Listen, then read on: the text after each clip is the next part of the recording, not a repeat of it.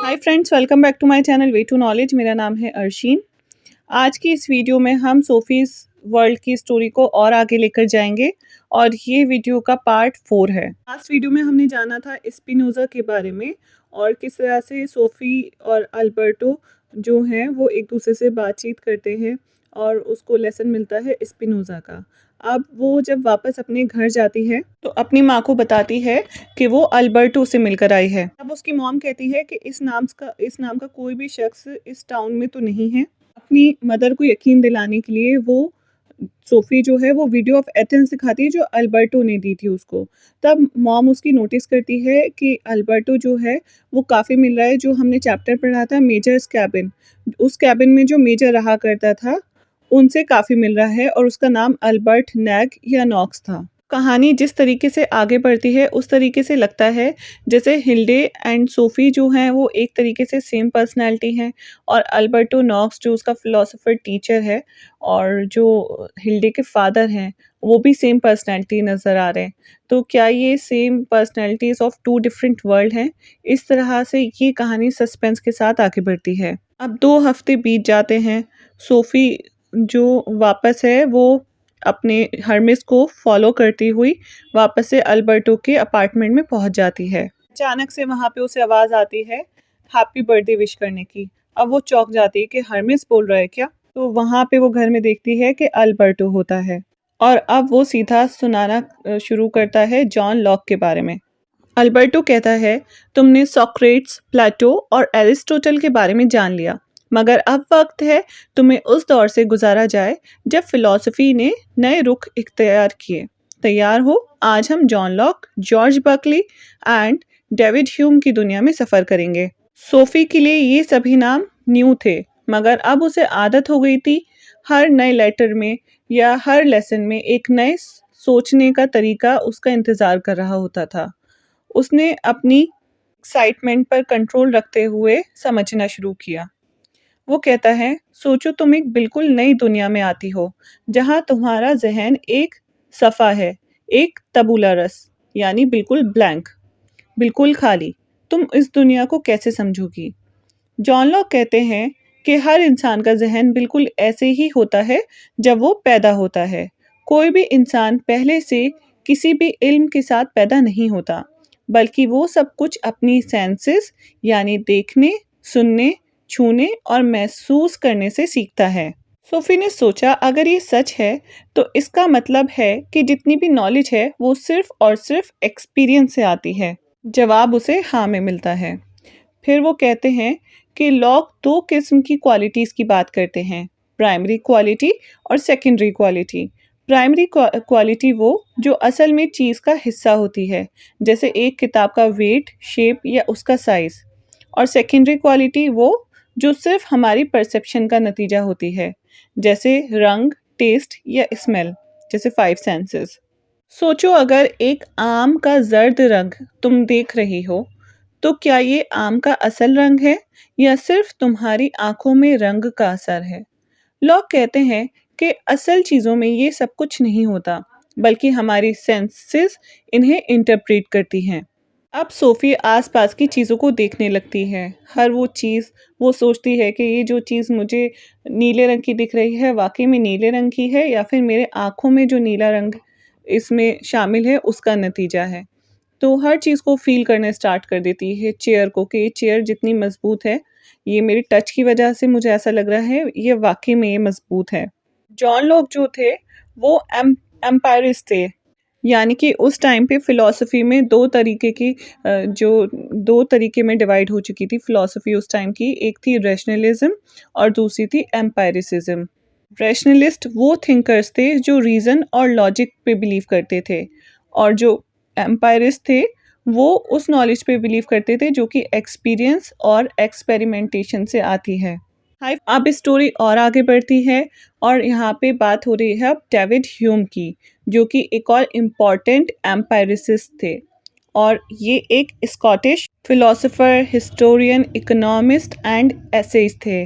David Hume का कहना था कि हम किसी भी चीज़ के बारे में सर्टेनिटी नहीं रख सकते, सब कुछ सिर्फ एक आदत है। अब वो सोचती है आदत? हाँ, सोचो तुम सुबह उठती हो और सूरज हर रोज निकलता है। क्या तुम कह सकती हो कि वो कल भी निकलेगा? नहीं। तुम सिर्फ ये कह सकती हो कि वो हर रोज निकला है, इसलिए आदतन कल भी निकलेगा। मगर ये जरूरी नहीं है। सोफी हैरान हुई। तो इसका मतलब है कि हर चीज सिर्फ एक एजम्पशन है? बिल्कुल। हमें ह्यूम कहते हैं कि हम जो भी देखते हैं वो सिर्फ पैटर्न है जो हमें आदतन लगता है कि हमेशा होगा, मगर असल में ये सिर्फ एक इल्यूजन हो सकता है। और इसी वजह से वो कॉज एंड इफ़ेक्ट को भी रिजेक्ट करते हैं। मतलब अगर एक ग्लास गिरता है और टूट जाता है तो हम सोचते हैं कि गिरने की वजह से टूटा, मगर असल में ये सिर्फ हमारी आदत है ऐसा सोचने की। सोफी सोचती है कि वाकई दुनिया सिर्फ एक आदत का नतीजा है। क्या कुछ भी वाकई प्रिडिक्ट नहीं किया जा सकता? अब वो कहती है कि अभी तक वो जितने भी फिलोसोफर्स के बारे में पढ़ती आ रही है वो सभी मेन हैं। क्या कोई भी फीमेल फिलोसोफर नहीं है हिल्डेगार्ड के अलावा? क्योंकि अभी तक उसने चाइल्डहुड, फेमिनिटी, प्रेगनेंसी से रिलेटेड कुछ भी नहीं जाना है। अल्बर्टो सोफी के पॉइंट को एडमिट करता है। वो कहता है लेकिन ह्यूम ने जो यंग चिल्ड्रन हैं उनके एक्सपीरियंस पे भी फोकस किया था। इतने में अचानक सोफी की नज़र विंडो पे जाती है और विंडो से वो देखती है कि एक प्लेन जा रहा है और प्लेन के ऊपर एक बड़ा सा बैनर लगा हुआ है जिस पे लिखा होता है हैप्पी बर्थडे हिल्डे। अब वो बहुत सरप्राइज हो जाती है देखकर, और लेकिन इससे पहले वो कुछ पूछे अल्बर्टो नेक्स्ट लेसन स्टार्ट कर देता है जो कि है जॉर्ज बकले का।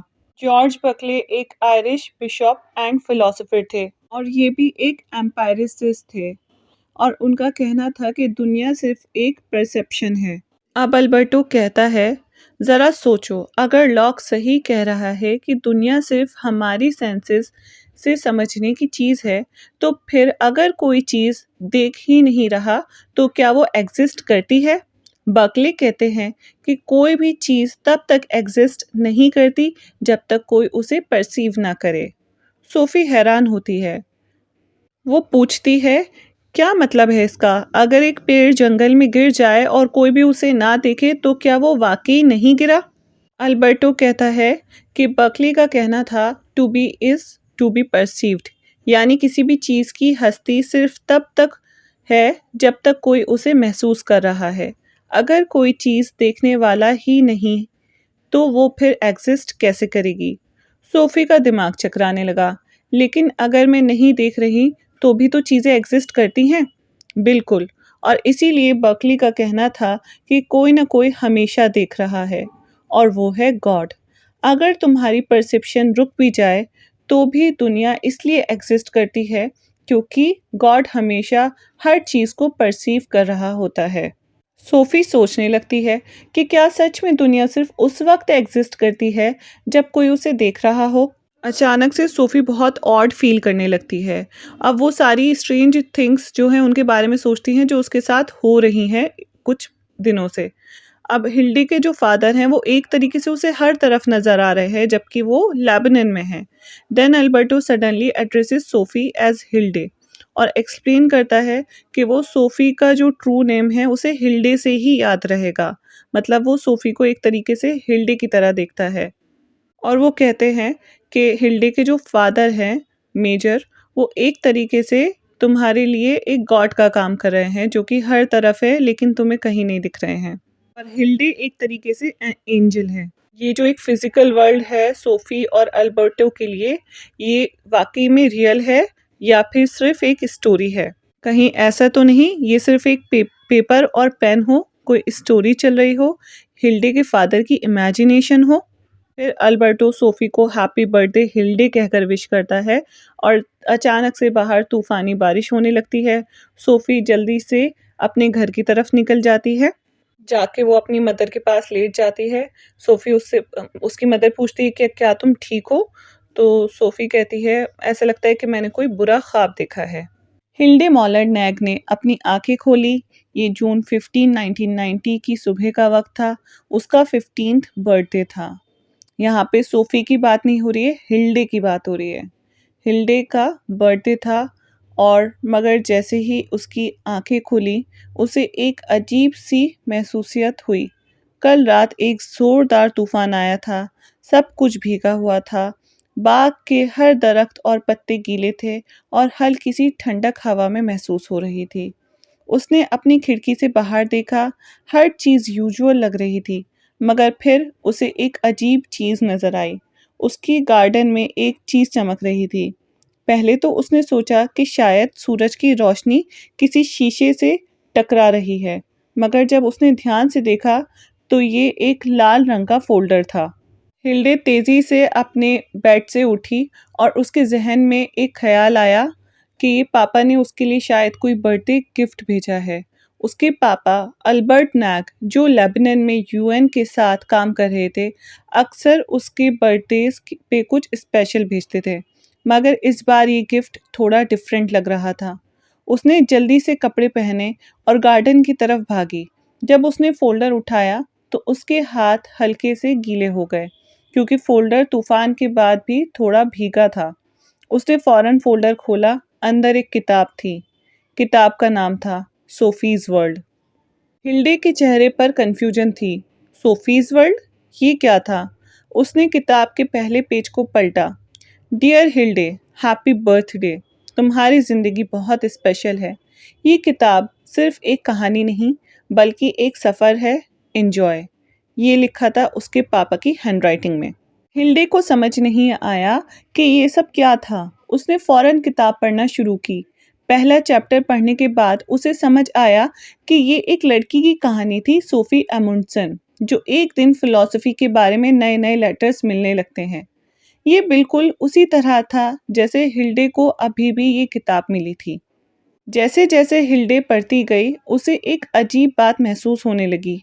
सोफ़ी की कहानी बहुत अजीब तरीके से उसकी अपनी ज़िंदगी से मिल रही थी। हिल्डे ने किताब को ज़ोर से बंद कर दिया। उसका दिल तेज़-तेज़ धड़कने लगा। ये सब क्या था? अगर ये सिर्फ़ एक कहानी थी, तो इसमें इतनी फ़ैमिलियर चीज़ें क्यों थीं? सोफ़ी के लेटर्स, उसके पापा का कनेक्शन और अब ये किताब जो उसे उसके बर्थडे पे मिली थी, ये सिर्फ़ एक कोइंसिडेंस था या कुछ और? हिल्डे ने वापस किताब खोली और पढ़ना जारी रखा।